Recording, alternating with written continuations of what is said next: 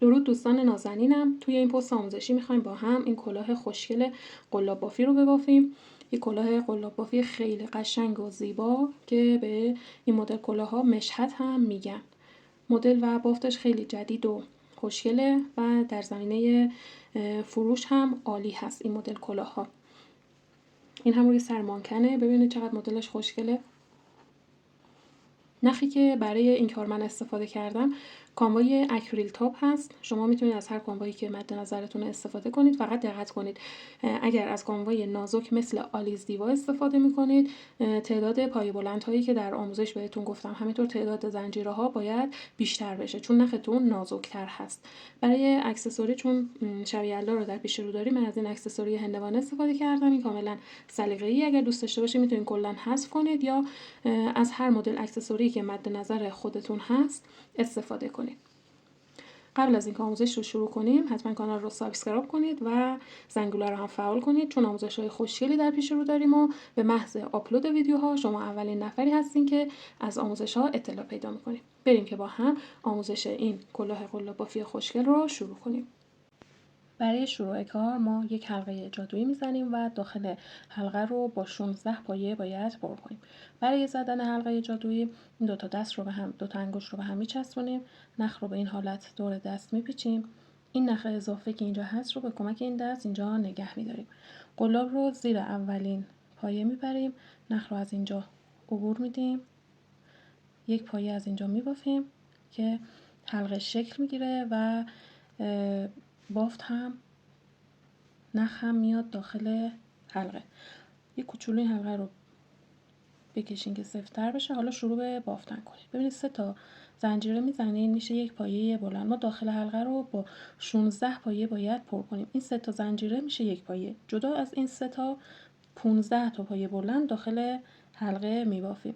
برای پایه بلند نخ رو دور قلاب میندازیم. قلاب رو وارد این حلقه میکنیم، نخ رو از اینجا عبور میدیم. حالا 3 رشته نخ روی قلاب رو دو تا یکی میکنیم. پس 16 پایه داخل حلقه توی رج اول ما باید داشته باشیم. خب 16 تا پایه ما زدیم. گفتیم این 3 زنجیره یک پایه حساب میشه. جدا از این 15 تا پایه بلند میبافیم.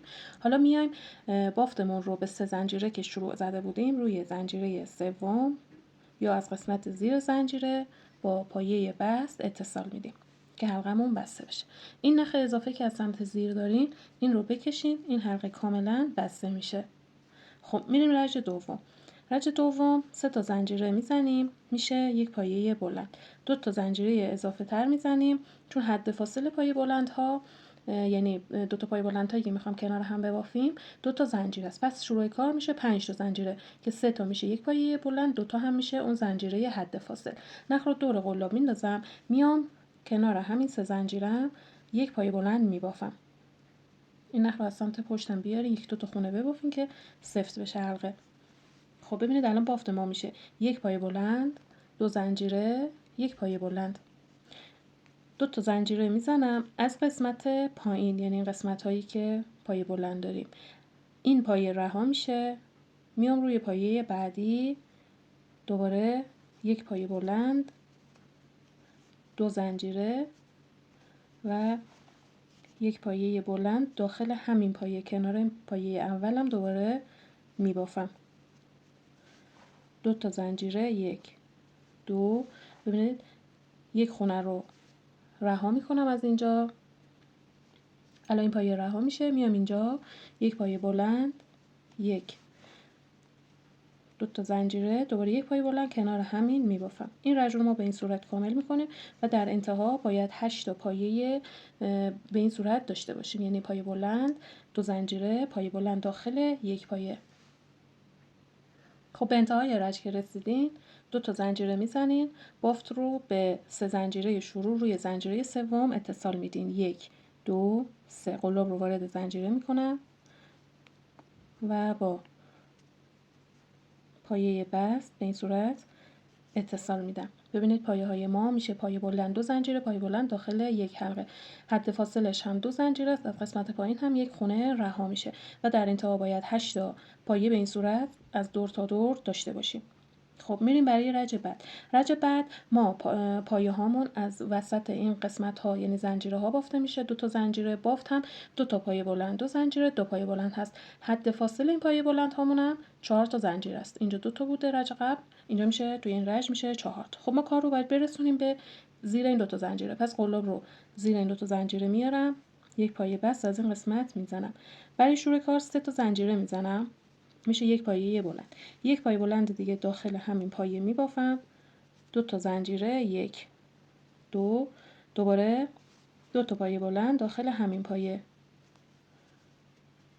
1 و 2، 4 تا زنجیره میزنم، 1 2 3 4، میام دوباره داخل این فضا از زیر این 2 تا زنجیره 2 پایه بلند، 1 2 2 زنجیره، 1 2، دوباره 2 پایه بلند داخل این فضا میبافم. ما این رج رو به این صورت کاملش میکنیم. دوباره 4 تا زنجیره، 1 2 3 4 داخل این فضا 2 پایه بلند، 2 زنجیره، 2 پایه بلند. خب به انتهای رج که رسیدیم 4 تا زنجیره میزنیم و کار رو میاریم به 3 زنجیره یا زیر 3 زنجیره با پایه بست به این صورت اتصال میدیم. خب رج دوم دوباره این قسمت باف رو تکرار میکنیم. پس میایم روی این پایه بلند یه دونه پایه بست میزنیم، از زیر 2 زنجیره یه پایه بست میزنیم که کار رو برسونیم به این قسمت. 3 تا زنجیره میزنیم، میشه یک پایه بلند، 2 و 3. یک پایه بلند داخل همین حلقه، داخل همین فضا، 2 تا زنجیره، دوباره 2 پایه بلند از همین قسمت، 1 و 2. دقت کنید این بافت 2 پایه بلند 2 زنجیره 2 پایه بلند داخل این فضا دیگه تکرار هست، ما فقط از این قسمت ها افزایش داریم. حالا اینجا رو دقت کنید 3 تا زنجیره میزنم، 2 3، میام اینجا رج قبل و رج قبل تر که 2 زنجیره و 4 زنجیره داشتم، قلابم رو میارم از زیر 2 زنجیره اینجا یک پایه کوتاه میبافم،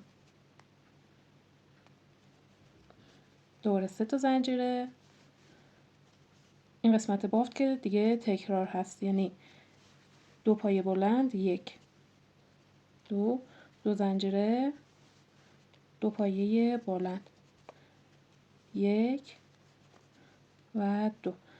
دقت کنید 3 تا زنجیره میزنم، 1 2 3، میام اینجا از این دسته از اینجا که 4 تا زنجیره داشتم و رج قبلش که 2 تا بود، قلاب رو میارم اینجا زیر بافت، نخ رو از اینجا عبور میدم، یک پایه کوتاه میبافم تا بافتم از این قسمت حالت پاپیونی به خودش بگیره. ببینید به این صورت میشه.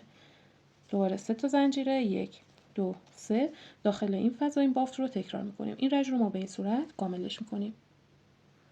ببینید به انتهای رج که رسیدین 3 تا زنجیره میزنین، 2 3 از این قسمت پایه کوتاه رو میبافین، دوباره 3 زنجیره، 1 2 3 و کار رو میایم به 3 زنجیره شروع. حالا یا روی 3 زنجیره یا از زیر 3 زنجیره با پایه بست به این صورت اتصال میده. خب میریم برای رج بعد. باید کار رو برسونیم به اینجا. میایم روی پایه بلند یک پایه بست میزنیم، از زیر 2 زنجیره هم یک پایه بست میزنیم، کار رو با 3 زنجیره، یک پایه بلند، 2 زنجیره، 2 تا پایه بلند داخل همین فضا شروع میکنیم. یعنی شروع رج به همین صورت هست. حالا اینجا میخوایم پایه بلند زنجیره بزنیم. میام نگاه کنید 1 2 3 4 5 6 تا زنجیره میزنم. میام داخل این فضا دوباره همین بافت رو تکرار میکنم. 1 2 2 زنجیره، 2 پایه بلند، 1 و 2، دوباره 6 تا زنجیره، 1 2 3 4 5 6 داخل این فضا دوباره همین بافت رو تکرار میکنم. این رج رو ما به این صورت میبافیم تا برسیم به انتهای رج. به انتهای رج که رسیدین 6 تا زنجیره رو که زدین میارین به زیر 3 تا زنجیره با پایه بست اتصال میدین. میایم روی پایه بلند یک پایه بست میزنیم، از زیر زنجیرها پای بست میزنیم. این بافت رو دوباره تکرار میکنیم. گفتم دیگه تکرار هست توی همه رج ها. شروع رج هم با 3 زنجیره پای بلند، 2 زنجیره و پای بلند هست، 1 و 2. حالا اینجا ما 8 زنجیره میزنیم، 1 2 3 4 5 6 7 و 8 زنجیره میزنم. میام داخل این فضا این بافت رو دوباره تکرار میکنم، یعنی پای بلند، 2 تا پای بلند، 1 2 2 تا زنجیره، دوباره 2 تا پای بلند از همینجا، 1 و 2. خب این رج رو ما به این صورت کاملش میکنیم. خب به انتهای رج که رسیدم 8 زنجیرم رو میزنم، 1 2 3 4 5 6 7 و 8. میام به زیر این 3 زنجیره با پای بست اتصال میدم. روی پای بلند 1 پای بست، از زیر زنجیره ها 1 پای بست. دوباره بافت رو شروع میکنم. 3 زنجیره میشه 1 پای بلند، 1 پای بلند کنارش، 2 زنجیره و دوباره 2 پای بلند از این قسمت، 1 2. حالا ما باید این 2 تا بافت رو جمع کنیم مثل رج قبل.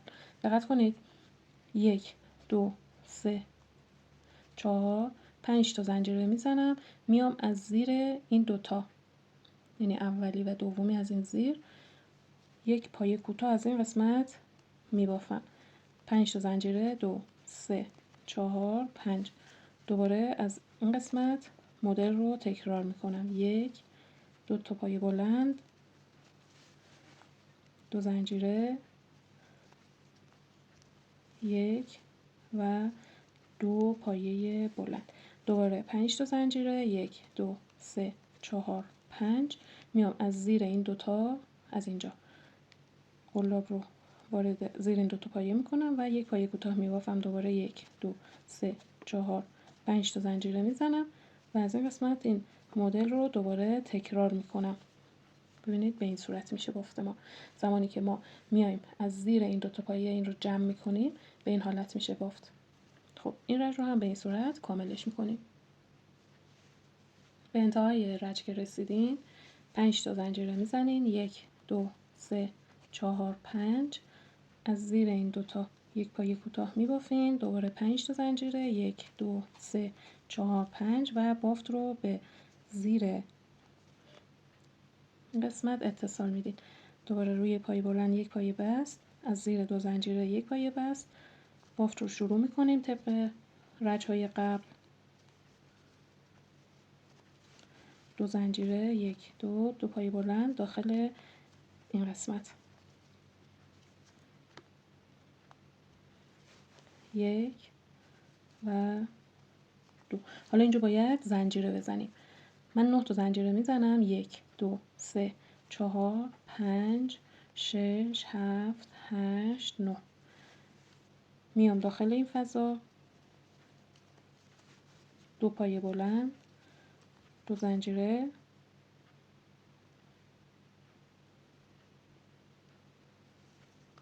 2 پایه بلند از این قسمت میبافم، 1 و 2. دوباره 9 تا زنجیره داخل این پایه مدل رو تکرار میکنم. یعنی ما هر دو رج این مدل رو داریم زنجیره، بعد میایم کار رو جمع میکنیم به این صورت. خب انتهای رج که رسیدیم 9 تا زنجیره میزنیم، میایم اینجا کار رو اتصال میدیم، روی پایه بلند بعدی 1 پایه بست میزنیم، از این قسمت زیر هم پایه بست میزنیم و دوباره کار رو شروع میکنیم. توی این رج تعداد زنجیره های ما اضافه میشه. خب این 2 تا پایه بلند رو هم ببافم، 1 و 2. اینجا میام 10 تا زنجیره میزنم. ببینید اگر شما سفت میبافین قطعا باید تعداد زنجیره ها رو بیشتر کنید. خودتون در حین باف متوجه میشین که اگر میبینید کار داره جمع میشه پس باید زنجیره ها رو بیشتر بزنید. هم زنجیرهایی که از این قسمت میبافیم، هم زنجیرهایی که از اینجا این کار رو داریم جمع میکنیم. چون دستبافت ها متفاوت هست. 1 2 3 4 5 6 7 8 9. من 10 تا زنجیره رو که زدم میام به اینجا بافتم رو تکمیل میکنم، بعد نگاه میکنم ببینم آیا بافت خوبه یا جمع شده. اگر جمع شده خب میام زنجیره رو بیشتر میکنم تعدادش رو. ولی اصول کلی بافت اینه. حالا با توجه به دست بافت ها شاید تعداد این زنجیره ها بیشتر و حتی کمتر هم بشه. خب ببینید این الان خوبه، جمع نشده. پس این رج رو به همین صورت ادامه میدم. 10 تا زنجیره. این مدل هم که از اینجا تکرار میشه. خب من ببینید رج رو تکمیل کردم. 10 تا زنجیرم رو زدم، اینجا اتصال دادم، دوباره بافتم رو شروع کردم که تکرار رج‌های قبل بود. الان میخوام این دو تا پایه رو یکی کنم. ببینید من برای این قسمت 6 تا زنجیره میزنم. 1 2 3 4 5 6. قلاب رو زیر این دو تا پایه میبرم. ببینید باید طوری ببافین که دیگه وسط این دوتا بیفته، خیلی اینجا نباشه خیلی اینجا هم نباشه، سمت وسط باشه بیشتر که کار تمیز در بیاد. یک پایه کوتاه میزنم، دوباره 1 2 3 4 5 6. میام اینجا دوباره این مدل رو تکرار میکنم. 1 و 2. 2 زنجیره، 2 پایه بلند داخل همین فضا. 1 و 2.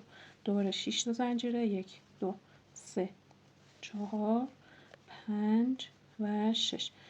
میام از زیر این دو تا پایه کوتاه هم رو میبافم. 6 زنجیره، 3 4 5 6 و دوباره از این قسمت مدل رو تکرار میکنم. این رج رو هم به همین صورت میبافم. رج بعد ما باید پای زنجیره بزنیم. زنجیره هامون رو من احتمالاً 11 تایی میزنم. نگاه میکنم اگر اوکی بود ادامه میدم، اگر دیدم کارم داره جمع میشه 12 تا میزنم. رج بعد دوباره همین مدل از اینجا تکرار میشه، یه دونه یا نهایتش 2 تا زنجیره اضافه میشه. این میشه کل بافت کلاه ما. حالا ما این مدل رو میبافیم. ببینید این قسمت از مدل که به این حالت پروانه‌ای داره من تا 4 رج میبافم. 1 2. این رج سوم تکمیل میشه، دوباره میبافم که یک بار دیگه این مدل تکرار بشه و تکمیل بشه. دیگه اون موقع کلاه اندازش کافیه. ولی اگر شما با نخ آلیز دیوان میبافین خب نازکتر هست نسبت به اکریل تاپ، باید ادامه بدین کار رو. احتمالاً باید یک بار دیگه این مدل رو ببافین که به اون اندازه مورد نظرتون برسین.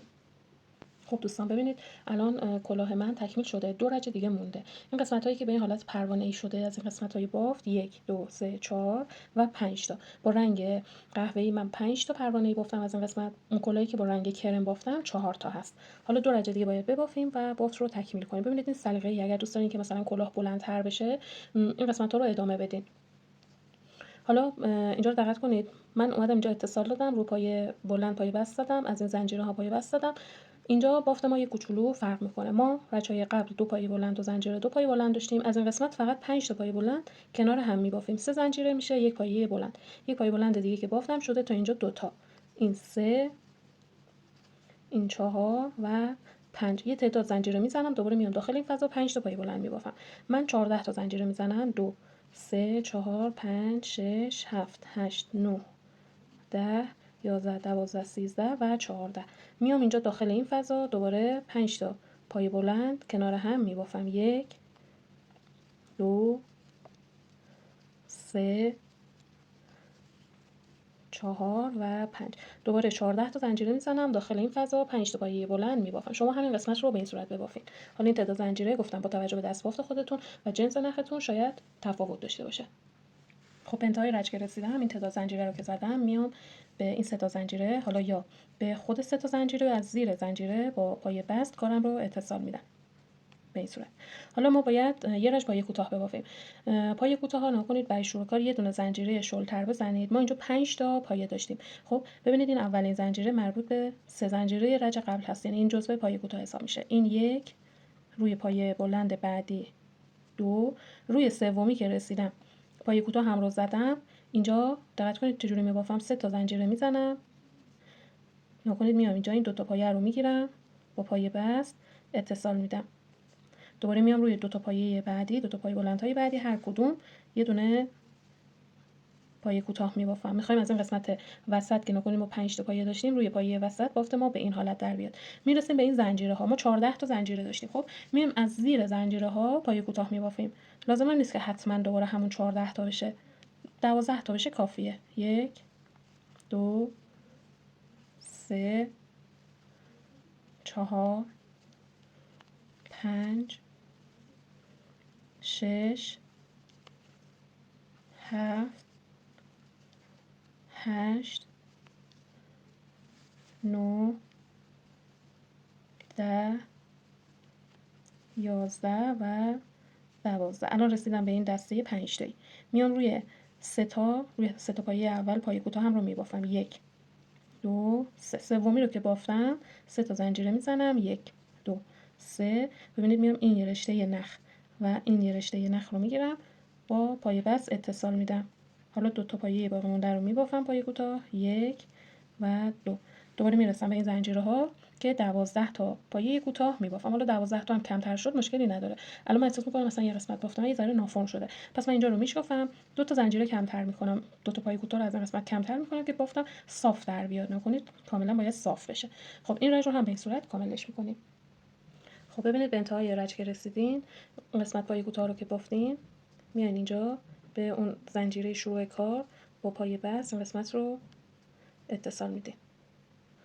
نختون رو قطع میکنین و این نخ رو از این قسمت ها زیر این قسمت های بافت پنهان میکنید و کلا اضافهش رو قیچی میکنید.